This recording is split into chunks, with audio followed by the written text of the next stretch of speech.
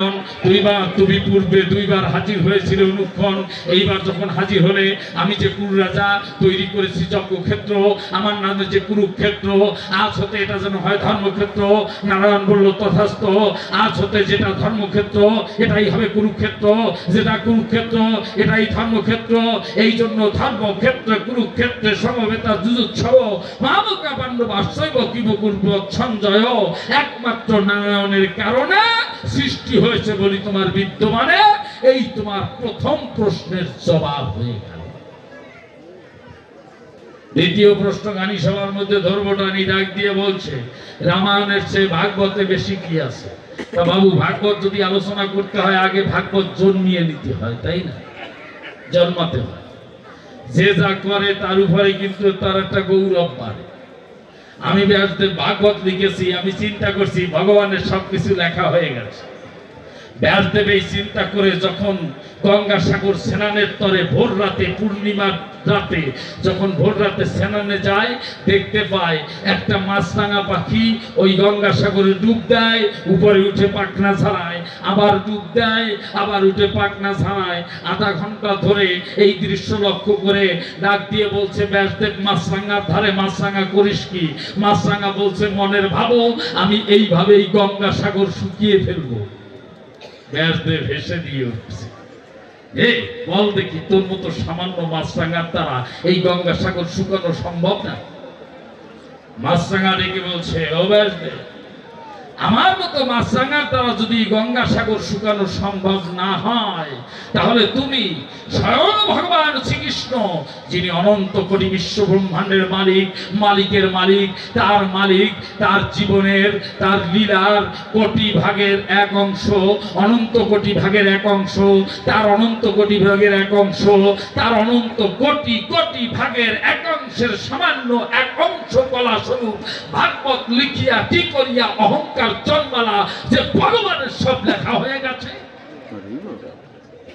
ব্যাসদেব দেখতে পেল এ তো সামান্য মাছরাঙা না, কে? সাথে সাথে ব্যাসদেব করজোর করে ভাগবতের প্রথম শ্লোকটা উচ্চারণ করল, নারায়ণং নমস্কৃত্যং নরস্মৈব নরোত্তমং দেবীং সরস্বতীস্মৈব তত জয়মুদিরয়। হে কৃষ্ণ করুণা সিন্ধু দীনবন্ধু জগৎপথে গোপেশ গোপিকাকান্ত রাধাকান্ত নমস্তুতে। এই মন্ত্র উচ্চারণ করার সাথে সাথে মাছরাঙা রূপ পরিহরি সবার কাছে প্রকাশ করি। কৃষ্ণ ওইখানে দাঁড়িয়ে আছে, রাই কিশোরী রাধা গোবিন্দ যুগল রূপে হাজির হয়ে গেল। রাধা গোবিন্দ প্রেমানন্দে হরি হরি।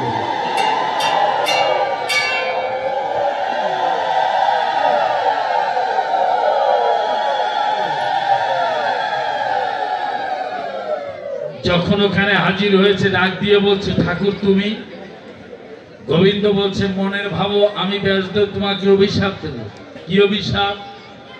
বলছে, তুমি ভাগবত লিখিয়াছ সত্য, কিন্তু ভাগবতে কোনো অধিকার তোমার থাকবে না, থাকবে না, থাকবে না। তাই ব্যাসদেবের ভাগবতে কোনো অধিকার নেই। ডাক দিয়ে বলছে, ঠাকুর করিব না, আমি অন্যায় করেছি, আমার কি কোনো অধিকার থাকবে না? বলছে, থাকবে। যে আসনে বসিয়া ভাগবত পাঠ করা হবে ওই আসনখানা তোমার নামে হবে ব্যাস আসন। তাই ব্যাস আসন। এসব কথা আমাকে ভালো লাগে না? দেখেছো কত সুন্দর ব্যাস আসন। বলছে, আমার ভাগবত কি জীবনে প্রচার হবে না? বলছে, প্রচার হবে। মনের ভাবো আমি সময় মতো প্রচারের লোক পাঠিয়ে দেব। এইবার আরেক ডালে যাই, শেষে গিয়ে সব ডাল বুঝতে পারবেন এক জায়গায় গিয়ে। প্রত্যেক মায়েরা চায় স্বামী আমার কাছে থাকুক। আমার চাও না?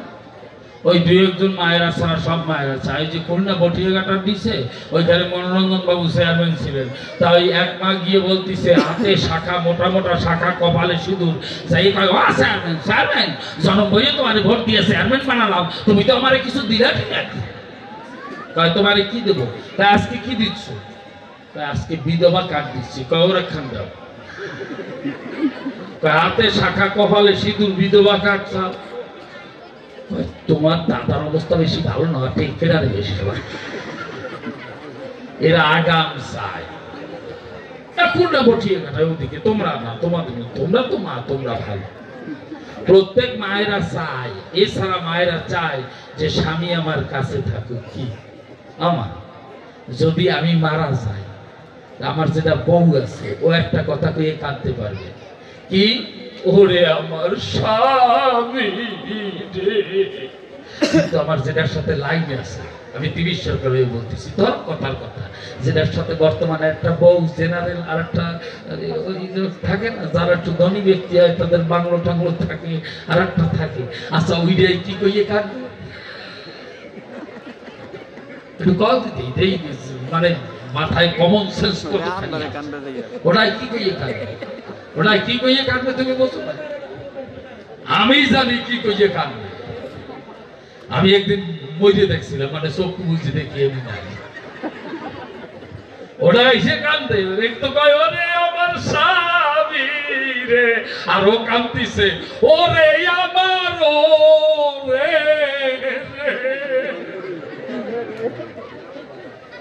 ওরে আমার ওরে রে। অবস্থা কিসে কি হয়? প্রত্যেক মা চায় স্বামী যেন কাছে রয়, মহামায়াও চায় শিব শ্মশান থেকে যেন আসে এই কাশীধামের গায়ে।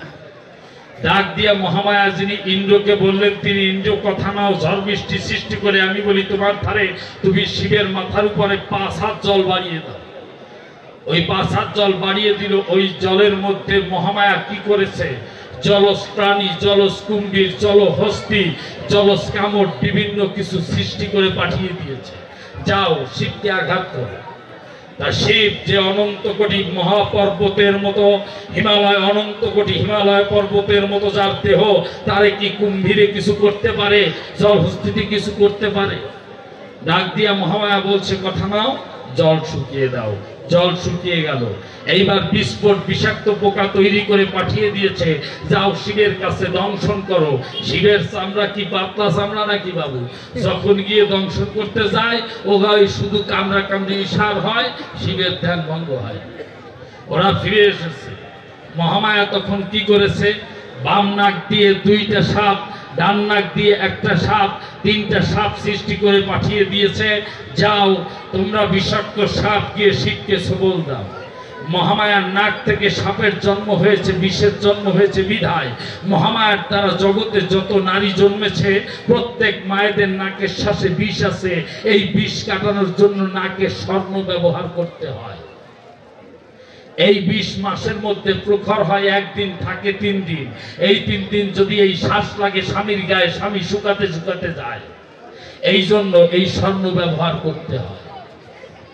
ওই সাপ গিয়া, আমি যাই প্রকাশিয়া, ওই সাপ গিয়া যখন শিবের সামনে সবল মারতে গেল, শিবের তেজে ধরা খেয়ে গেল। এইবার ডাক দিয়ে সাপ নিবেদন করলো, মহাদেব কথা নাও, আমরা যাব কোথায়, স্থান দাও। তাহলে শিবের 3টা সাপ কোথায় কোথায়? একটা মাজায়, একটা গলায়, আর একটা মাথায়, তাই না? তা ডাক দিয়ে বলছে মেঘডুম্বুল, ওটা আমার মাজায়। তা মাজার সাপটার নাম কি? কেবল বললাম এর মধ্যে জোরে বলো, জোরে বলো। মেঘডুম্বুল। বাসুকি নাগকে ডাক দিয়ে আমি যাই প্রকাশিয়া বলল, ওটা আমার গলায়। তা গলার সাপটার নাম কি? বাসুকি। ধন্যবাদ, মনে রাখবা, আপনারা মনে রাখবেন। শীষনাগকে ডাক দিয়ে বললো, শীষনাগ, ওটা আমার মাথায়। মাথাটার নাম কি? শীষনাগ। বাহ, ধন্যবাদ। 3 সাপ 3 জায়গায় গেল। আপনাদের বলছি ভালো। এমন সময় বলছে মহামায়া চিন্তা করলো, কাজ হয়ে গেছে, এতে কাজ হবে না। মনে আছে, ভাবো আমি বাঘিনী হব, বাঘ হয়ে শ্মশানে যাব। মহামায়া বাঘ হয়ে শ্মশানে যখন গেল, এমন সময় শিবের সামনে যেই গিয়েছে, শিবের তেজে খালি বাঘের চামড়াটা পড়ে আছে, ভিতরে সব ভস্মীভূত হয়ে গেল। মহামায়া বাঘের মধ্য দিয়ে লাফ দিয়ে বেরিয়ে গেল। থাক বাঘের চামড়া, বাঘের ছাল কাজে লাগবে। মহামায়া চিন্তা করে, তাহলে কি করি? আমি নাচিয়া নাচিয়া গাহিয়া গাহিয়া ধ্যান ভঙ্গ করে দেব। আমি নাচবো, আমি নাচবো, আমার স্বামীর জন্য নাচবো। তাথই তাথই বেগে ধা ধই ধা ধই, নাচা শুরু করছে। তাথই তাথই বেগে ধা ধই ধা ধই ধা ধি না ধা ধি না। ধাদিনা ধাদিনা নেগে দিনা তাগে দিনা নাগে দিনা তাগে দিনা কাজ হয় না কাজ হয় না কাজ হয় না ধ্যান ভাঙে না নাচ ধ্যান ভাঙে না কত সুন্দর ধ্যান ভাঙে না মহামায়া এক নাচ দিল তাতে এক বিন্দু ঝরিয়া পড়লো বলি সবার কাজ তাতে শ্মশানে জন্মিল এক নিম গাছ থাক নিম গাছ কাজে লাগবে আর এক নাচ যেই দিল এক বিন্দু কাল ঝরিয়া পড়লো তাতে কাল ধুত্রা জন্মাইয়া কাল ধুত্রা ফুল ধুত্রা ফল ধরিয়া পাকিয়া থাক ধুত্রা গাছ কাজে লাগবে এইবার মহামায়া মনে করে ভাবনা এতে ধ্যান ভাঙবে না কি করা যায় তখন বাবা মায়ের চুমু দেয় মা বাবার চুমু দেয় ছেলে বাবাকে চুমু দেয় ছেলে মাকে চুমু দেয় যুবক যুবতীরে কিস দেয় এই কিসের মধ্যে মিষ্টি মাখানো নাই মধু মাখানো নাই তবু এত মিঠা লাগে কেন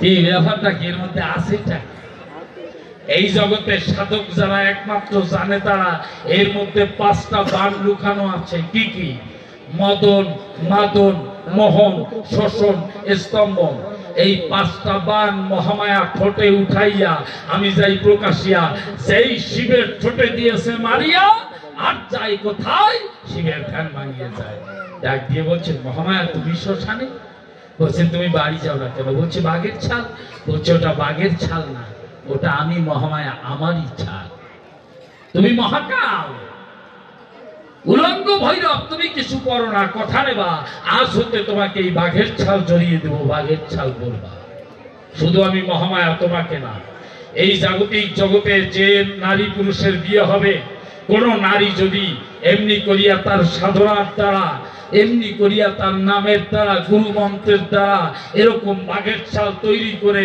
স্বামীর কামনাকে বশীভূত করিয়া আটকে দিতে পারে তাহলে নবগুণে হয় ব্রাহ্মণ আর একবার স্বামীকে এই মন্ত্র দিয়া যদি আটক করে তার পিতৃ সত্তাকে ধারণ করাইতে পারে সেই জীব শিব হয়ে যাবে সে হবে শতগুণে বৈষ্ণব সে গোবিন্দের চরণ পেয়ে যাবে কি করো তোমরা করো কি যে সময় দুধ উঠতেই ওঠে কি করো জল ঢালি দাও না এতটুক দুধ উঠতেই কতখানি হয় না দুধ যখন উঠতে ওঠে জল ঢালি দাও না কে যারা জল ঢাইলে দাও দুধের মধ্যে তারা হচ্ছে আমার বাবার মাথায় বাড়ি দাও আর যারা কাষ্ট টাইনে উঠাও তারা আমার বাবারে বাঁচাও কাষ্ট তো টাইনে উঠাবা না জল টাইনে দেবা সারাদিন জাল দিতে থাকবা আর জল ঢালবা জাল দিতে থাকবা পরে দেখবা দুধও নাই কাজ কি হয় ভালো লাগে তাই দেখে লক্ষ্য করে খুলে বলি সবার ধারে বলছে ওটা বাঘের ছাল বুঝলাম ভালো কিন্তু ওই যে তোমার ওই ধুতরা গাছের মানে বলছে এই জগতে যদি কেউ ধুতরা ফল খাবে সে পাগল হয়ে যাবে কোনো ডাক্তারও ভালো বানাতে পারবে না মনে করো বিবেচনা কিন্তু তুমি ভাং খাও ভাঙের সাথে যদি ধুতরা খাবে তোমার মধ্যে আরো হরিপ্রেম আসবে তুমি এই ধুতরা খাও বলছে খালাম ধুতরা কিন্তু ফুল বলছে তুমি শিব বোঝো না কোন ফুল ভালোবাসো না আজ হতে নয় ফুল তোমার কানে ছিঁড়ে দিলাম আমি ধুতরা ফুল রে আমি ধুতরা ফুল তাই শিবের কানে কিসের ফুল ধুতরা ফুল ভালো এইবার হর পার্বতীর যে ভালোবাসা তাতে নিম গাছের আগায় হলো এক বাসা হর পার্বতীর যে সুখ তাতে নিম গাছের আগায় হলো সুখ পাখির ডিম যখন সুখ পাখির ডিম হয়েছে খুলে বলি সবার কাছে এইবার হর গৌরী বলতেছে কালী বলতেছে গৌরী কালী পার্বতী ডাক দিয়ে বলে শিবেরই ঠাই কিসের জন্য শ্মশানে থাকো আমি জানতে চাই শিব বলছে অষ্টাঙ্গ যোগ সাধনার তরে আমি থাকি এইখানে শ্মশানপুরে অষ্টাঙ্গ যোগ তত্ত্ব শিব যখন বলতে গেল সাথে সাথে মহামায়া তমগুণে শিবের কোলে নিদ্রা গেল ওই যোগের তেজে সুখ পাখির ডিম বাস্ট হইয়া সুখ পাখি যোগে সাই দিতে লাগলো যোগ যখন শেষ হয়ে যায় শিব দেখতে পায় কাজ হয়ে গেছে মহামায়া ঘুমায় কে দিল যোগে সাই দেখতে পায় পাখির বাসায় সুখ পাখি নয় কাব্যে নয় ভুল ধরিয়া ত্রিশূল বলছে যা ওই পাখিকে বধ করে নিয়ে আয় এইবার ত্রিশূল পাখিকে তাড়া দিল পাখি উঠতে উঠতে আর কোথায় যাবে অন্তরে দেখেন দেখেন ভেবে ব্যাসদেবের স্ত্রী তার নাম জানো কি ব্যাসদেবের স্ত্রীর নামটা কি প্রত্যেক বছর কবি গেল জিগেলি করা যায় না কেন ব্যাপারটা কি? ব্যাসদেবের স্ত্রীটা জানো একটু জ্ঞানী, আর গীতায় বলেছে খালি কয়েক কেজি ভক্তি থাকলে হবে না, জ্ঞানী ভক্ত শ্রেষ্ঠ, জ্ঞান যোগ ভক্তি না হলে সে শ্রেষ্ঠ ভক্ত হয় না। এই জন্য একটু লেখাপড়া শিখতে হয়, শাস্ত্র ধর্মগ্রন্থ জানতে হয়। ব্যাসদেবের স্ত্রী ছিল, যার নাম ছিল বিটপি, আর এক নাম ছিল সুখী। ব্যাসদেবের স্ত্রীর নাম কি? বিটপি, আর এক নাম সুখী। যখন দক্ষিণ দিকে পা দিয়া উত্তর দিকে মাথা দিয়ে শুয়ে আছে, ওই ত্রিশূলের তেজে যখন পাখি কাছে গেছে, ব্যাসদেবের স্ত্রীর গর্ভ ফাঁকা হয়ে গেল। পাখি যখন পেটের মধ্যে সুখ পাখি ঢুকে গেল, এইবার গর্ভের মুখ আটকে গেল। ত্রিশূল ভাবছে মারবো কি মারবো না, যদি পাখিকে মারতে যাই মা মারার হবে। ত্রিশূল ফিরে গেল, ওইখানে সূক্ষ্মাকারে ওই সুখ পাখি সুখদেব হয়ে 14 বছর ব্যাসদেবের স্ত্রী বিটুপির গর্ভের হলো। 14 বছর পরে করে বলি সবার দ্বারে ধ্যান করে ব্যাসদেব দেখতে পায় যে সুখদেব পেটের মধ্যে রয়। ডাক দিয়ে বলছে বাবা বের হ। বলছে না, অত সহজ না। পৃথিবীতে যারা যায় তারা পরে পৃথিবীর মায়ায়, তুমি যদি আশীর্বাদ করো যে আমি করি বর্ণনা পৃথিবীর মায়া আমাকে ধরবে না, তাহলে আমি জগতের বুকে যেতে পারি। বলছে তাহলে আর 2 বছর থেকে আয়। এই কিন্তু 16 বছর, 14 আর 2 16 বছর পরে সূক্ষ্মাকারে ওই গর্ভ থেকে ব্যাসদেবের পুত্র সুখদেব বের হইয়া আমি যাই প্রকাশিয়া যখন হেঁটে যাচ্ছে, তখন ষোড়শী যুবতী নারীরা স্বর্গের উর্বশীরা গাছের ডালে তাদের বসন ধুয়ে জল কেলি করছে, জল খেলা করছে, জল তরঙ্গে। সমস্ত মেয়েরা আসিয়া ওই সুখদেব উলঙ্গ অবস্থায়, 16 বছরের সুখদেব হেঁটে যায়, সবাই আসিয়া চরণ ধুলি নেয়, হেঁটে যায় চরণ ধুলি নেয়। ওর তো আর নারী পুরুষ ভেদ জ্ঞান নাই, ও হেঁটেই যাচ্ছে। পেছনে পেছনে আমি বুড়োটা, আমি কি বসে থাকতে পারি? আমি বুড়ো ব্যাসদেব। আমি ডাক দিয়ে বললাম ও সুখদেব। বলছে দেখো না বাবা, কস্য মাতা, কস্য পিতা, কস্য ভ্রাতা সহোদরা, কে তোমার মা, কে তোমার বাপ, কে তোমার ভাই, বলে বলি তোমার ঠাই ডেকো না, আমাকে যেতে দাও। আমি যে ওই সরোবরের কাছাকাছি গিয়েছি, আমা ওই মেয়েরা, যুবতী মেয়েরা যারা যার যার অন্যা কাপড় আনিয়া বুক লজ্জিত স্থান রাখতেছে তারা। তা আমি বলছি আমা, এই আমার যুবক ছেলে, টাঙ্গার ছেলে ঢন ঢন করে হেঁটে যাচ্ছে, তারে তোমরা প্রণাম করলা, আর আমি বুড়া মানুষ, আমার পাড়ার কায়দা নাই, আমারে দেখে রাখতিস কেন? মেয়েরা বলতেছে ও বুড়ো আসবে, তুমি বুড়ো হবি কি হবে, তোমার এখন উলু বুলু আম যায়।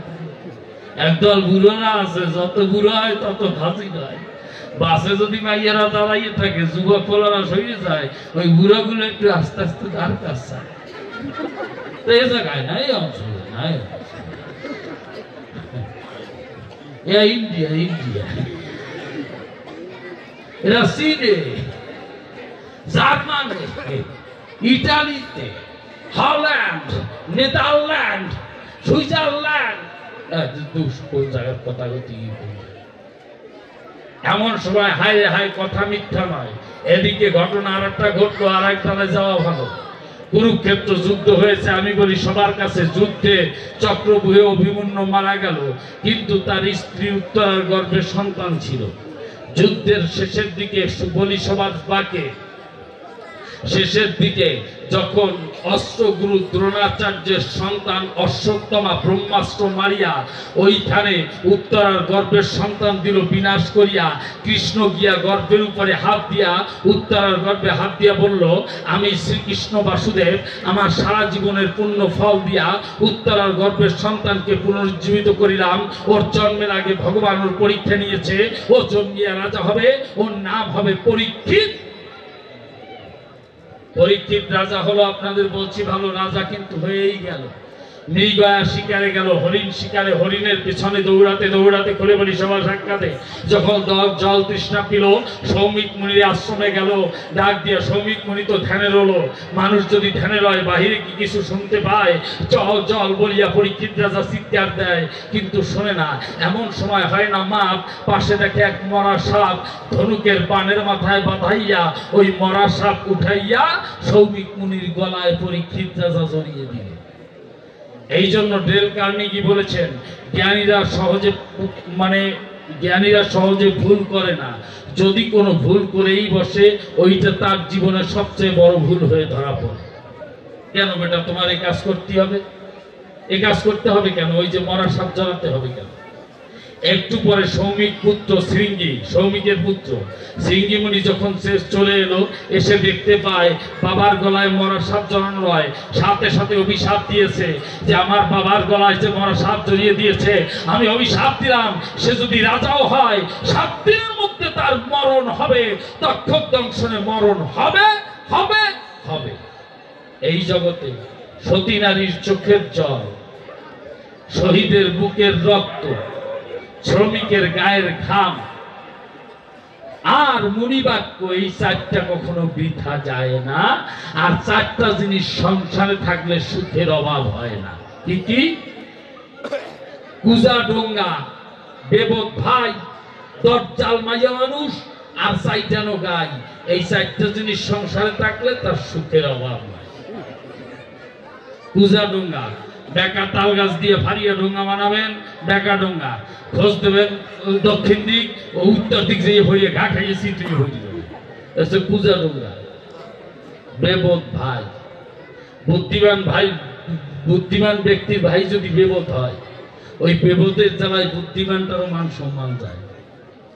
বেবত ভাই, দরজাল মাইয়া মানুষ, এটা তো কব না? দরজাল মাইয়া মানুষ দেখছে না? চিত্রিনী, হস্তিনী, পদ্মিনী, শঙ্খিনী 4 প্রকারের নারী। তা হস্তিনী নারী ছিলেন না, একটা নারীর গুণ আছে, মানে তার গঠন আছে। হস্তিনী নারী হাত পায়ের গিরা মোটা মোটা, দাফুর দুফুর করে হাঁটে, হাত পায়ের গিরা। আমার হাত পায়ের দিকছেন কেন? যার যার হাত পায়ের দিকছেন, হাত পায়ের গিরা মোটা, গুণ আছে না? হ্যাঁ, এই দেখেন লক্ষ্য করে, এই দরজাইলে মাইয়ে মানুষ কেমন করে কয়। কদিন আগে আমার গুরু ভাই, আমি তিমির সরকার হয়ে বলে যাই, কৃষ্ণবাবু মারা গেছে, কৃষ্ণকান্ত সরকার। একদিন আমরা 2 ভাই গান করে মাঘ মাসের শীতে ওনার বাড়িতে বিচারে যখন গিয়েছি, অকস্মাৎ সকালবেলা বৌদি রান্না করছে খুদের ভাত। তা খুদের ভাত সকালবেলা রান্না করছে, রান্না করে ওই আধা ফুটানো অবস্থায় খুদের ভাত 1.5 ঘন্টা বাইরে ধুয়ে দিয়েছে, থালায় জুড়ে দিছে। তা খুদের ভাতের অবস্থা কি হয় কর? খেতে ডাকতেছে, তা 2 ভাই পাশাপাশি বসে, আমি তো কোয়ার মর করে চিপে যাচ্ছি, খুদের ভাত ফুটি নেই, কোয়ার মার করে চিপে যাচ্ছি। আর আমার কৃষ্ণ দাদার যাতে একটু সমস্যা, সে তো খালি করে, খাতি হয় না, কুত্তা বুড়ো হয়ে গেলি, খাতি পারে না। এর মধ্যে কৃষ্ণদা বলতেছে, বউকা কি হয়েছে? সুর দেখেন, সুর কি হয়েছে? কি জল খাবে, জল। যেই অবিকল বৌদি আনতে গেছে জল, পাশে দেখি দাদা নাই, লাভ দিয়ে পাশে একটা ব্যাট ছিল, পাইকা ছিল, ব্যারের ওপার চলে গেছে, খালের ওপার। এর কই গেলা কই? আমি খালের এবার বাবা খেবা। কি খালের ওপার? কার কি ব্যাপার? কি তোমার ফুট ফুটি নেই, পারলে খালের ফেলাইছে। আমি ভুয়ে টোয়া দিয়ে করলাম, তোমার ফুট খুব ফুটি নাই। আসিস করে বাড়ি গেলা মানে ফিরে গেল, এর কয় দরজাল মাইয়ে মানুষ, এজার কপালে বাঁচছে। আমার বাবু যতই মেজাজ গরম করেন না কেন, কত পুরুষ আছে নারী নির্যাতনের বিচার আছে, পুরুষ নির্যাতনের বিচার নাই। কত পুরুষ যে গোপনে গোপনে রাত্রিরে বউর ভয় ধরে, তবুও সবার বউ সারে না, সারে না, এ জায়গায় না, সারে না, আছেন। তাই বুঝে ডোঙ্গা বেবক ভাই, দরজাল মাইয়া মানুষ 4টারও গাই, দুধ হয় 5 কেজি, মনটাকে করে রাজি, 1 টান বাকি আছে। এমন সময় লক্ষ্মী গাই ঠ্যাং জাগাইয়ে বালতিতে সারা, সাথে সাথে উনি বালতি ঢালা সারা, এর কয় লক্ষ্মী গাই। তাই দেখে লক্ষ্য করে খুলে বলি ভক্তের দ্বারে। এই অবস্থা যখন হয়, কথা কহু মিথ্যা নয়। তা মুনি বাক্য বিদ্যা যায় না মনে করেন বিবেচনা। এমন সময় শ্রমিক মুনি ধ্যান ভাঙ্গিয়া আমি যাই প্রকাশিয়া ডাক দিয়া ছেলেকে বলছে, বাবা করি মানা, তুই এই অভিশাপ ফিরিয়ে নে। এই কাজ রাজা পরীক্ষিত করেছে, যে রাজ্যের রাজা ঠিক থাকে না সে রাজ্যের প্রজারা ভালো থাকতে পারে না, তোর অভিশাপ ফিরিয়ে নে। বলছে না, আমার অভিশাপ ফিরাবো না। শ্রমিক মুনি চলে গেল, আপনাদের বলছি ভালো। শ্রমিক মুনি গিয়া পরীক্ষিতকে বলছে, পরীক্ষিত তুমি বাঁচবা মাত্র 7 দিন, 7 দিন পরে তোমার তক্ষক দংশনে মরণ হবে। এই কথা শুনিয়া পরীক্ষিত রাজা দিল হাসিয়া, ডাক দিয়ে বলছে, পরীক্ষিত মানুষের মরার খবর শুনলে মানুষ কাঁদে আর তুমি হাসছো। সাথে সাথে পরীক্ষিত রাজা বলছে, ডাক দিয়ে বলছে, শ্রমিককে এই জগতে আসার একটা সিরিয়াল আছে, যাওয়ার কোন সিরিয়াল নাই। বড় মেজর সেজো একজনের পর একজন আসে, কিন্তু কে কখন চলে যায় কেউ বলে কয়ে যাওয়ার সময় পায় না। যদি কেউ জানতে পারে আমার অমুক তারিখে মরণ হবে, তাহলে তার আগে অন্তত ভক্ত সঙ্গ করে এই ভক্তের চরণ ধরি করিয়ে রাধা গোবিন্দের নামে ধরি দিয়ে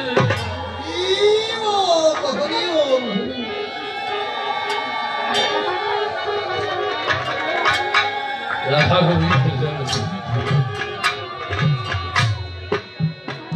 ডাক দিয়ে বলছে, খুব ছোট ছোট বাজবে, তা ডাক দিয়ে বলছে যে শ্রমিক মানুষের মরণ কয় প্রকার এবং কি কি।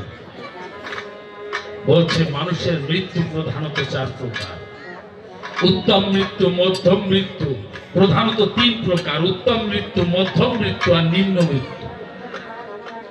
বলছে মানে, বলছে যদি কারো মরণকালে লিঙ্গমূল প্লাস গুজ্জদার এর মাঝখান দিয়ে আত্মা বেরিয়ে যায় তাকে নিম্ন মৃত্যু বলা হয়। তার আত্মা একটা স্তরে ভাসে, ওই আত্মার আসা যাওয়া আছে। মানুষের মরণকালে নাভিপদ্ম ফাঁকা হয়ে যদি আত্মা বেরিয়ে যায় তাকে মধ্যম মৃত্যু বলা হয়, ওই আত্মা একটা স্তরে ভাসে, তারও আসা যাওয়া আছে। মানুষের মরণকালে নাক, চোখ, মুখ, কান দিয়ে যদি আত্মা বেরিয়ে যায় তাকে উত্তম মৃত্যু বলা হয়, ওই আত্মারও আসা যাওয়া আছে, ওই আত্মা একটা স্তরে ভাসে। আর মানুষের মরণকালে যদি ব্রহ্মরন্ধ্র ফাঁকা হয়ে আত্মা বেরিয়ে যায় তাকে নির্বাণ মুক্তি বলা হয়, ওই আত্মা গিয়ে গোবিন্দের চরণে পৌঁছায়, তারা আসা যাওয়া লাগে না।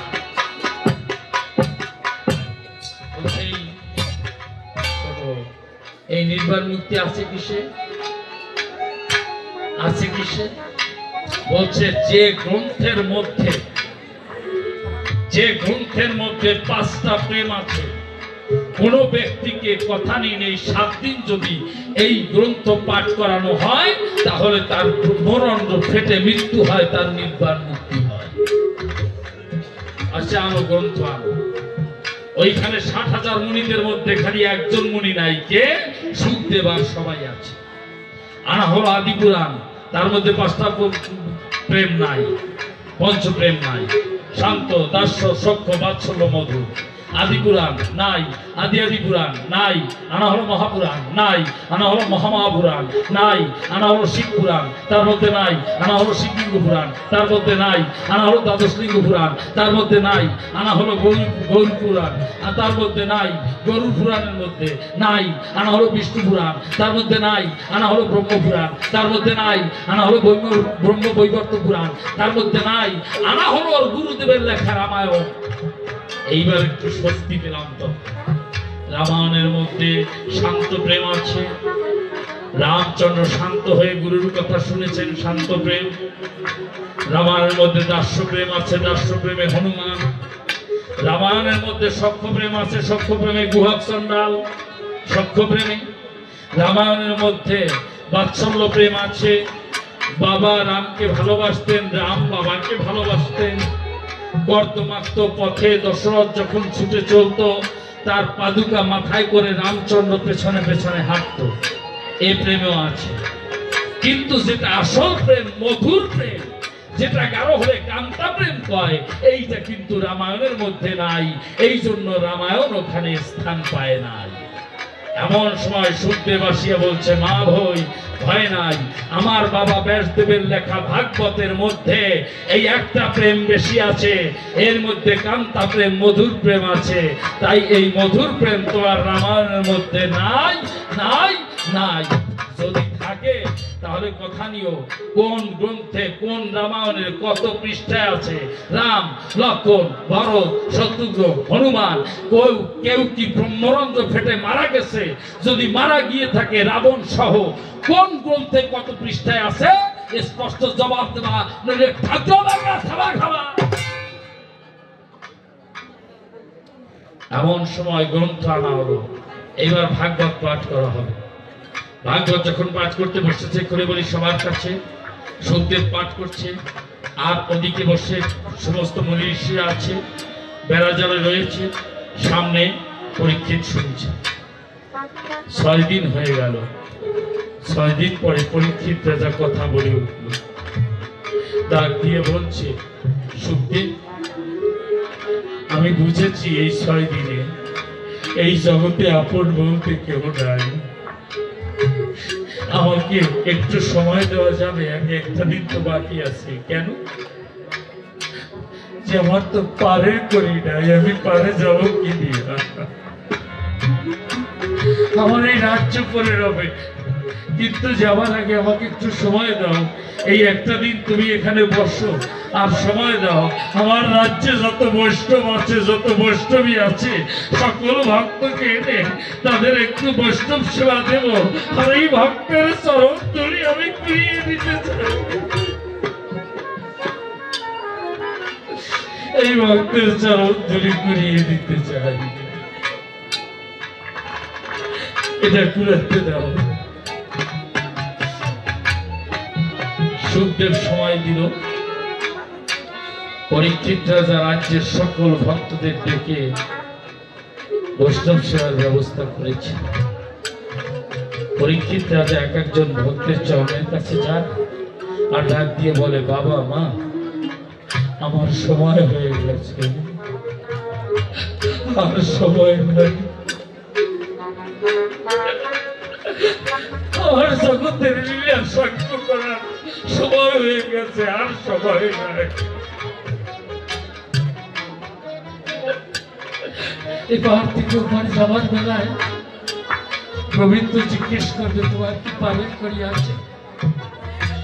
আমি বলবো, আমার তো সম্পদ, টাকা পয়সা অনেক কিছু আছে, কিন্তু ও সত্য পালন করি নয়। গোবিন্দ বলবে, তুমি কি জীবনে ভক্ত হয়ে কোনদিন ভক্তকে আলিঙ্গন করেছ?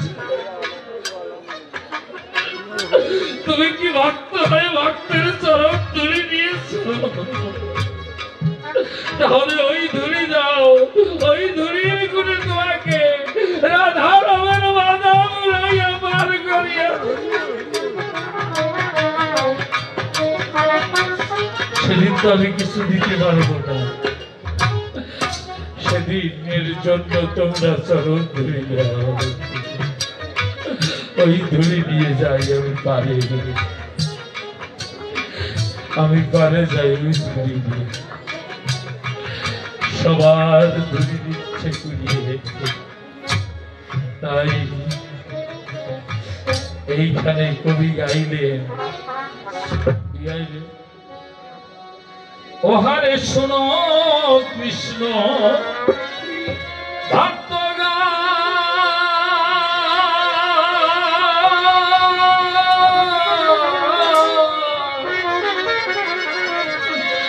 আমার বিদায় বেলা দিয়ে গেলাম, শেষের নিমন্ত্রণ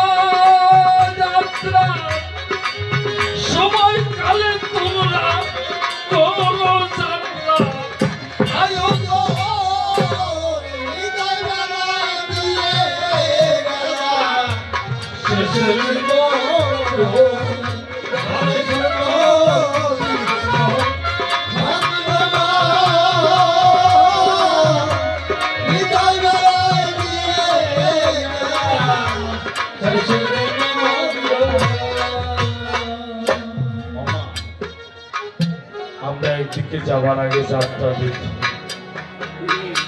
অমৃত যোগ দেখি, মহেন্দ্র যোগ দেখি, কিন্তু যেদিন আমাদের মহাযাত্রা আসবে সেদিন আর পঞ্জিকা দেখা লাগবে।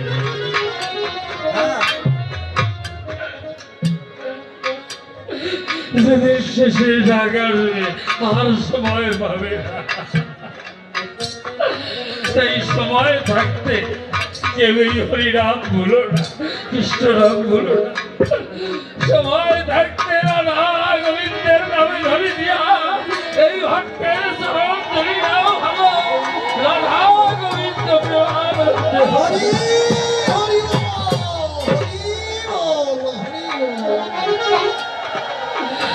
হলো মহাযাত্রা।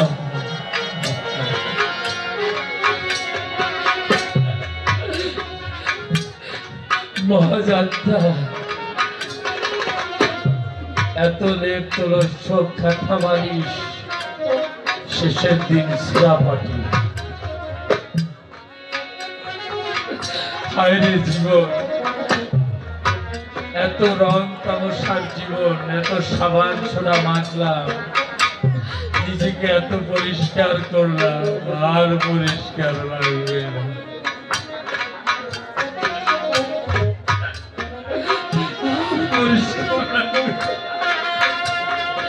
আমার কবি গান শোনো, কীর্তন গান শোনো, নাম যজ্ঞ শোনো, যা কিছু শোনো না কেন, একটু ভেবে দেখো তো, আজ থেকে 200 বছর আগে এখানে কারা ছিল, আজ থেকে 200 বছর পরে এখানে কারা থাকবে।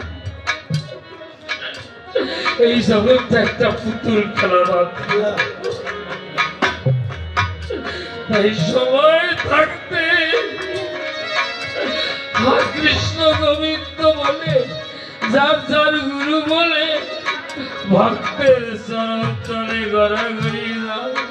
ভক্তকে বুকের সাথে বুকে আলিঙ্গন দিয়ে পোড়া বক্ষ ঠান্ডা করে চোখের জলে প্রেমানন্দ পারি দাও। যাত্রা তোমার আসবে, মরণ তোমার আসবে। বিশ্বকবি বললেন, মরণ তুহু মম শ্যাম সম। গুরু শিষ্য হেঁটে যাচ্ছে, নদীর মধ্যে একটা নারকেল গাছ সোজা হয়ে ভাঙনে বয়ে গেছে, মাথার পাতাগুলো নারকেল গাছের স্রোতে এরকম করছে। গুরুদেবকে শিষ্য বলছে, গুরুদেব নারকেল পাতায় কি বলে যাচ্ছে? বলছে, বাবা ও যাবার বেলায় বলে যাচ্ছে, এই জগতে কেউ কারো নয়, এইটা মায়ার জগৎ, কেউ কারো নয়, একমাত্র গোবিন্দ ছাড়া, একমাত্র আমার ঠাকুর ছাড়া কে আপন। যতদিন ইনকাম আছে, যতদিন আপনার আমার মূল্য আছে, ততদিন। যেদিন আপনার আমার ইনকাম ফুরিয়ে যাবে, সেদিন আমি পৃথিবীর বোঝা হয়ে যাব, কেউ আমাকে ভালোবাসবে না।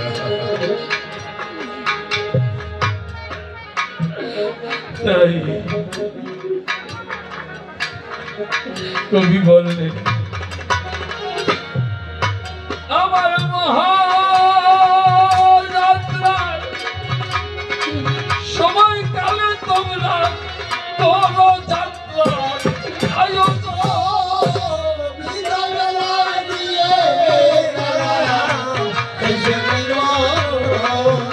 আরে শুনো কৃষ্ণ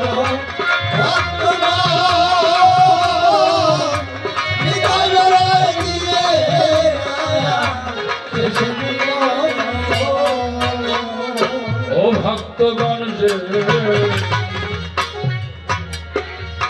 যেদিন আমার এই প্রাণ পাখি যাবে রে চলে,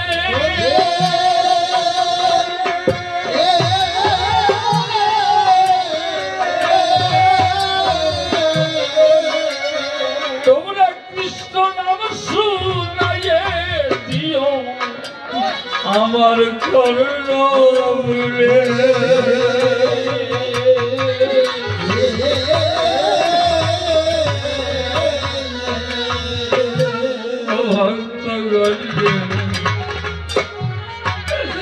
যেদিন আমার এই প্রাণ পাখি যাবে রে চলে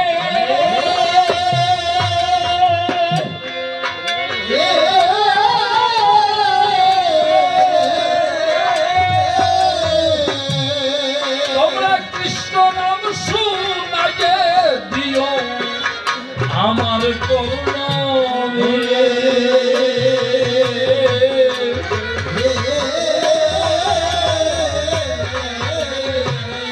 নিয়ে আমায় তুলসী তলা হাতে দিও জপের মালা নিয়ে হাতে দিও নিয়ে আমায় তুলসী তলা হাতে দিও জপের মালা নিয়ে আমায় তুলসী তলা হাতে দিও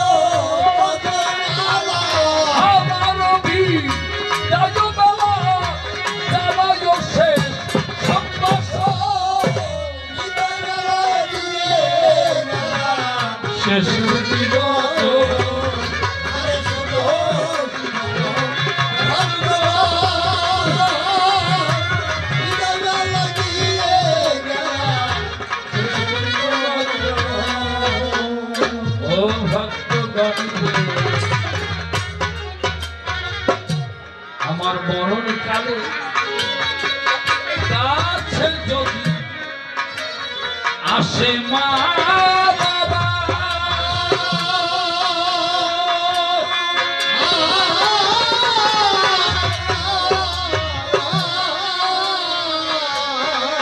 তাদের চরণ ধুলি আমার বক্ষে রাখিবা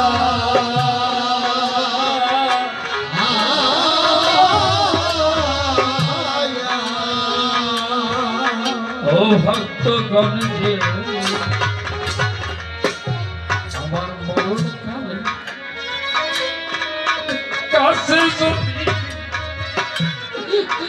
আসে মা বাবা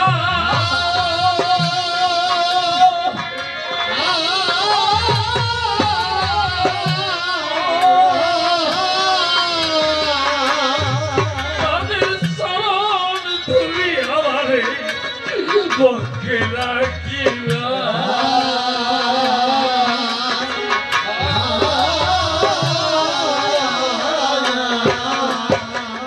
হরে কৃষ্ণ হরি বলে হরি দিও আমার যাত্রা কালে হরি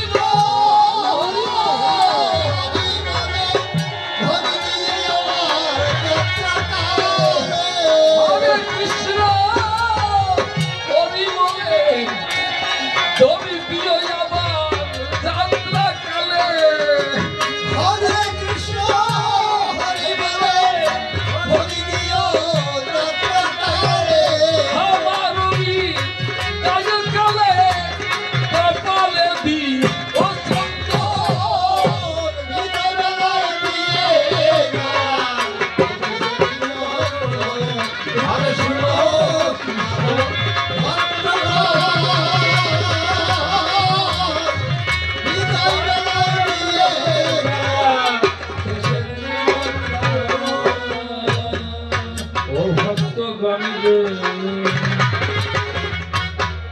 আমি জীবন ভরে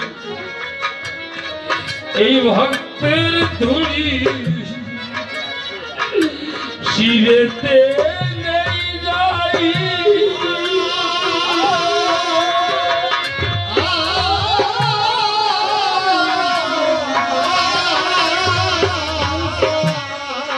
তোমাদের ওই ধুলি যেন আমার শেষের দিনে পাই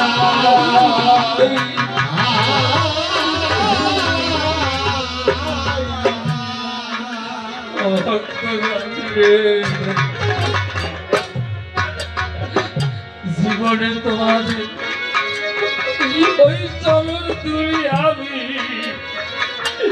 শিরে তুলি নাই।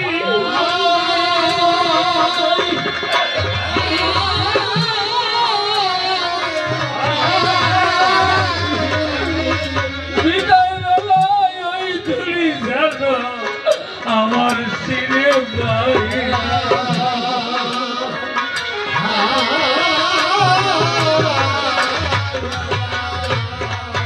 তোমরা কৃষ্ণ নামে ধরি দিয়া প্রিয় শেষের দিনে বিদায় দিয়া হরিব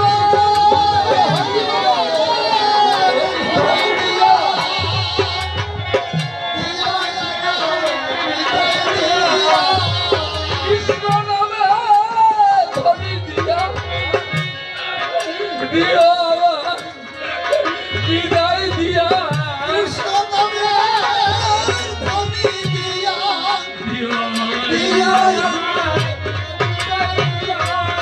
আমার নবী দায়ো বাবা দিও তোমার ফের সব শেষের দিন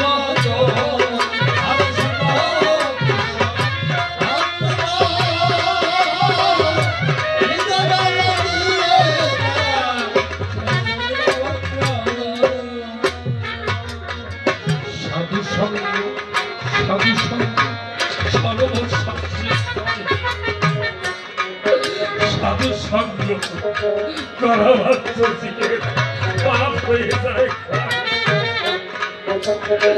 সারাটা জীবন ব্যর্থ হলো সংসারের আশায়, একদিনও গোবিন্দে আমরা দুনিয়ায় ভক্তের চরণ আগে যদি স্মরণ করি তা হয়তো বা জীবনরূপে দর্শন পেতাম। সময় এই দুনিয়া সম্বল করে তাহা হইলে সন্ধান করতে পাবে। পরম তার সন্ধান দিতে হবে। বলি যে যার পাশে যে ভক্ত আছে তখন আমি জীবনে আর দেখা হয় কি আর পায়। এই জন্য প্রেমানন্দে আমি আলিঙ্গন দিয়ার জন্য দেবে শরণ দিই তবে পেতে পারো আমার সেই প্রেমানন্দে দেবেন রাখি তবে অনুক্ষণ সবাই মিলে এই করবে আলাদা। তাই ভাগবত যেজন বটে ছিল পরীক্ষিতার নির্বাণ মুক্তি হয়ে বটে গেল। আরো ব্রহ্ম রঙ্গ ফাঁকা হয়ে আত্মা চলে যায়। ওই আত্মা গিয়ে পৌঁছে গেল গোবিন্দেরই পায়। এমন দিন সৌভাগ্য আমাদের কবে বটে হবে। রাধা গোবিন্দ প্রেমানন্দে হরি হরি দেবে।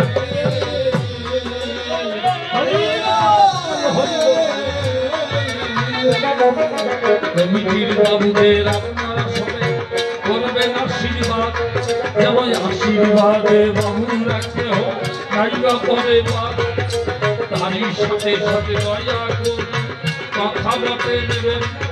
প্রশ্নগুলোর খাঁটি জবাব দিয়ে বটে যাবেন। কুরুক্ষেত্র যুদ্ধ আগেও ছিল এখনো আছে ভাই।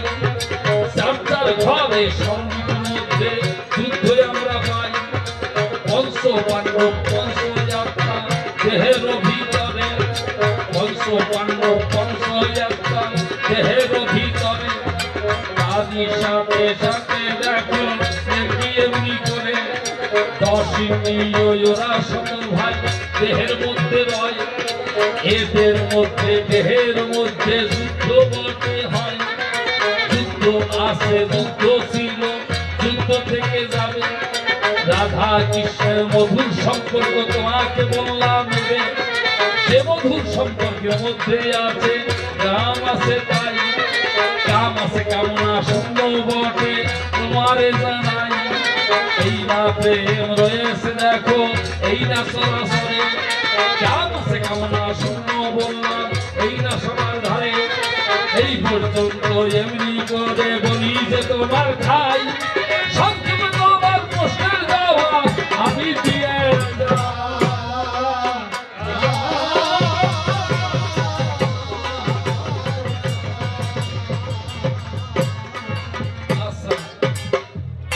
এইবার আমার দরর ভালা কর্তা।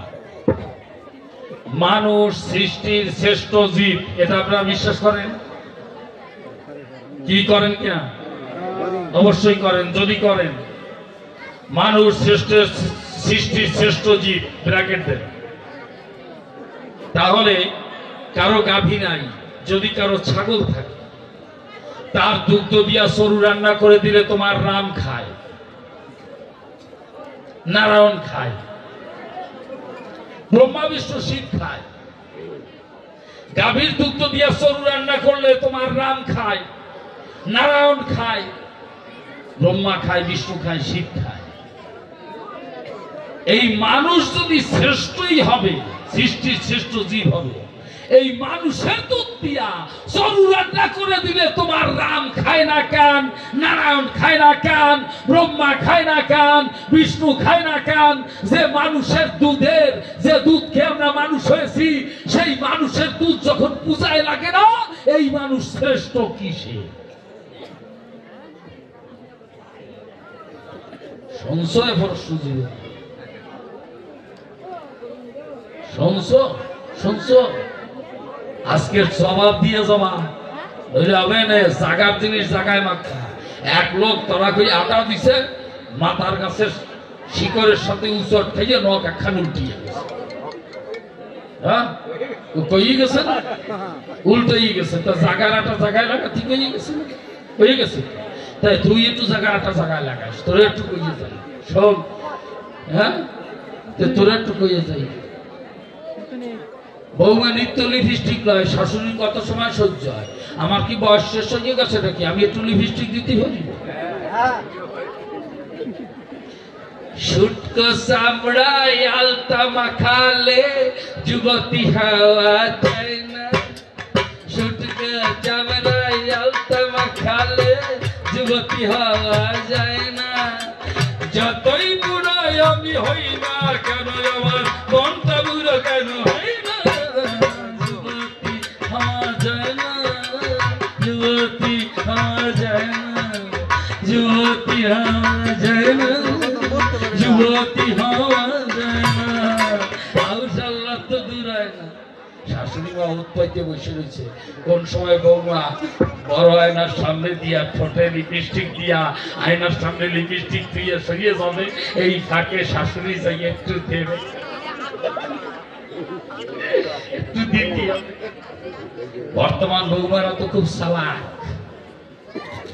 বর্তমান যুগ যা আইছে বাবা, এর পরবর্তীতে ছেলে মেয়েরা যে কি হবে তা কওয়া যাবে। রোবট এরপর পেটের মধ্যে বসে সিজার করলে ভাব, ডাক্তার কবে বাইরে কয় বাইরে বলো, কেন কয়টা সন্ধ্যাও তারপর কি আমরা কি এই যে ভারতে যাওয়ার পরে খুলে বলি সবার শিয়ালদা স্টেশনে নেমে দেখি মায়েদের জন্য সুখবর। আমি কি রে সুখবরটা একটু বলি। তাহলে 80 দেশে আটা সিস্টেম, মানে আটা সিস্টেম এখন আর সেলাই করা লাগবে না, মানে এমন এক আটা বের হয়েছে পেট ফাইজে বাচ্চা বাইর করে আটা দিয়ে চাপ দেবে লাগছে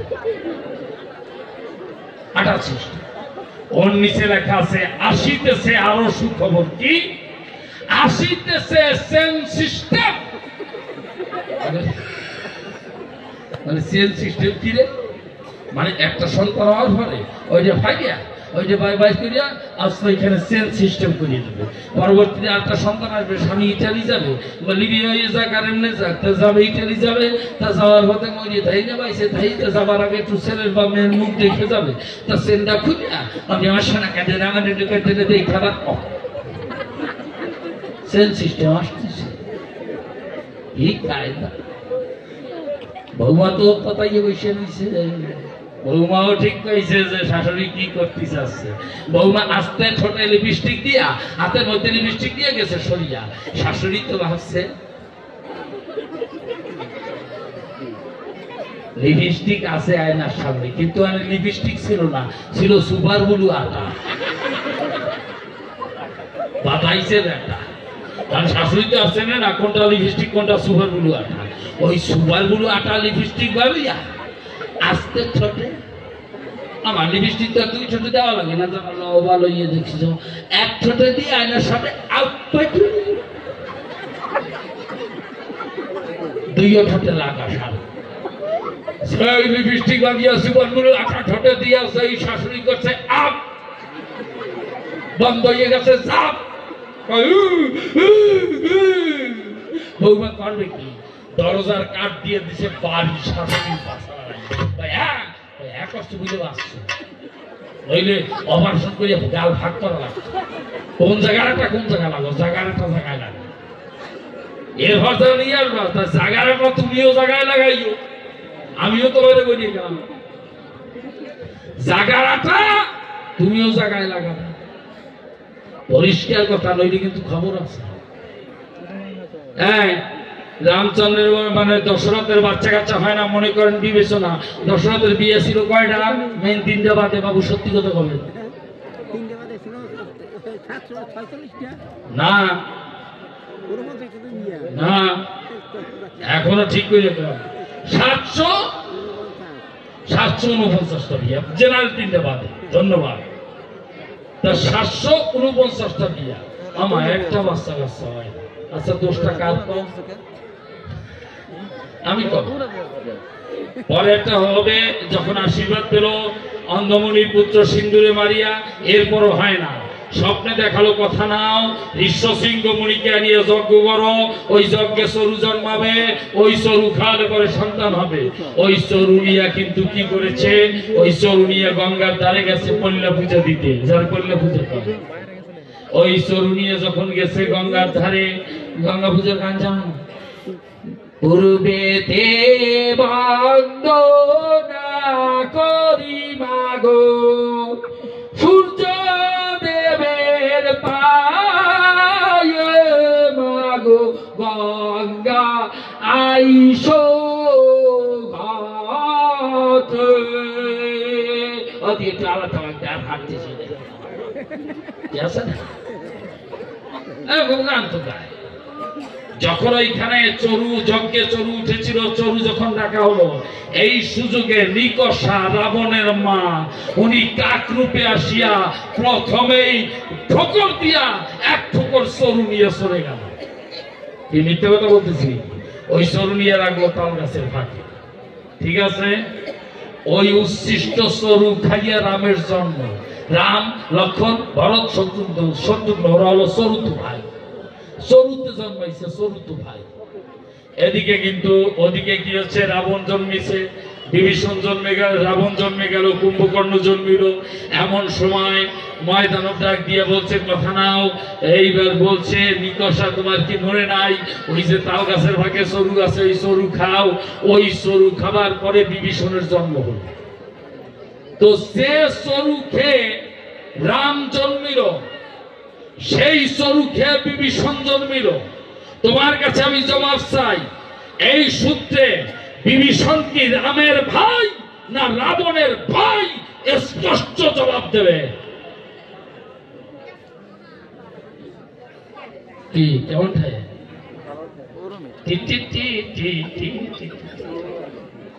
ভালো খায়?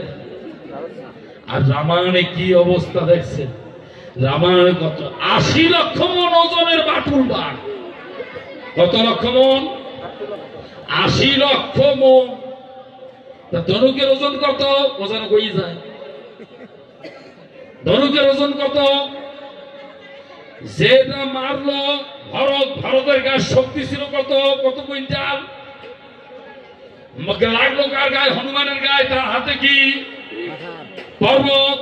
ওই সুদ্ধা পড়লো, কিন্তু অযোধ্যার কোন ক্ষতি হইল না। কি কাইসান কিস্তা বস্তায় বস্তা। রামায়ণ কত সুন্দর। ও রাম গুণ গাও রে বদন ভজিয়া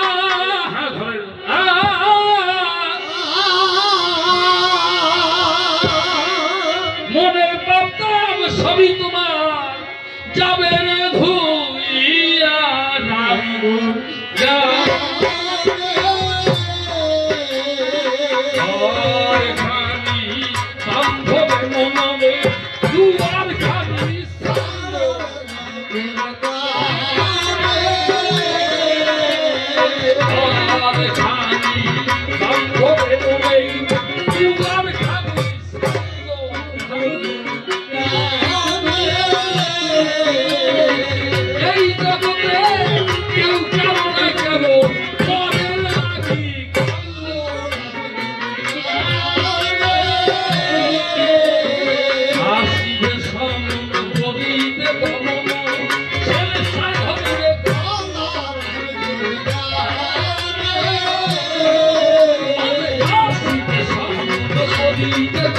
Oh